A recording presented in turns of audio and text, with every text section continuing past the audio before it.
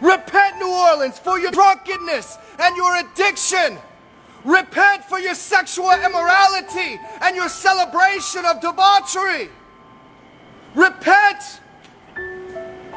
Do you know Jesus? What will you say when you stand before him? Repent for the witchcraft. Repent for the false religion and the sorcery. Repent before it's too late, my friends. Your soul is hanging in the balance. Do you know Jesus? We are desperate for your soul. We don't want you to perish. Do you see the streets? They're empty.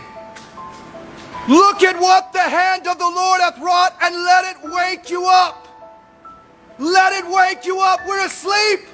We're walking in darkness, the blind leading the blind, and the Bible says that if we do such, we will fall into a pit. We have to wake up. It's your soul in the balance, and I care about you. I don't want you to perish. Only God can empty these streets, my friends. Remember Katrina. Remember what has happened before. We have to stop making the same mistakes. What happened when Noah got into the ark? The flood came. The rain fell from the ground. The deep waters flowed. And every man, woman, and beast perished. The end of all things is upon us. Judgment is coming across our land. Judgment is coming. The earth will be burned up with fire, and he's going to create a new heaven and a new earth. And those who do not belong to him will not be with him in eternity. We must repent, New Orleans.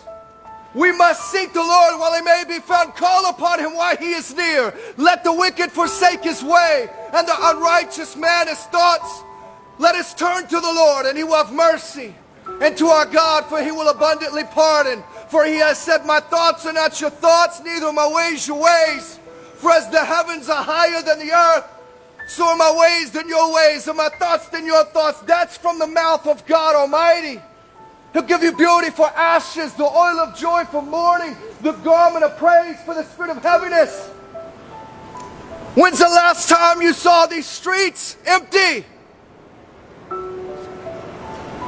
Do you feel the tension in the air? We're so afraid of this coronavirus, and yet we're not afraid of the one God who has the power to cast your eternal soul into hell. Our soul is eternal. It's either going to be with God forever, or it will be in the lake of fire forever. There is no other substitute. It's not just perish and be burned up and become nothing. It's not die in a cloud of smoke. From the dust you came, to the dust you will return, and your soul must account for the sins that you have committed against the holy God. The good news is God sent his son Jesus to die for you. He laid down his life on a cross. By his stripes you can be healed. We are born into this world as enemies of God, but through the sacrifice of Jesus, we can be reconciled to the Father and given the promise of eternal life. We can have eternal fellowship with God, and you cannot earn it. The wages of your life is death. The wages of your sin is death. There are none good, none righteous, not one. But Jesus gives us a way where there's no way. His blood pays the penalty for your sin. And through his blood, through his sacrifice, and by his grace, you can have eternal life with God.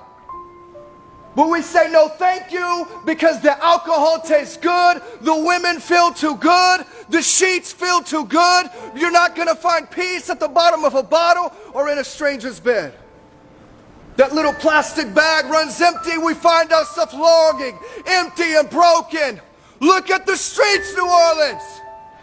Tarot card readers, psychic readers, mediums gone. Our hearts have become hardened. We are an unbelieving nation. Repent, America. Repent, Louisiana. Repent, New Orleans. You celebrate your wickedness, and yet God has taken it away, even if for only a season, just to give you the opportunity to wake up. The opportunity to wake up from your slumber so that you might have life.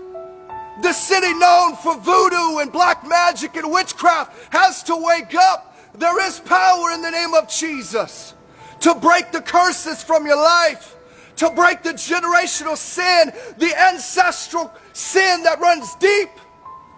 So much hurt, so much anger, violence, murder, racism. Wake up.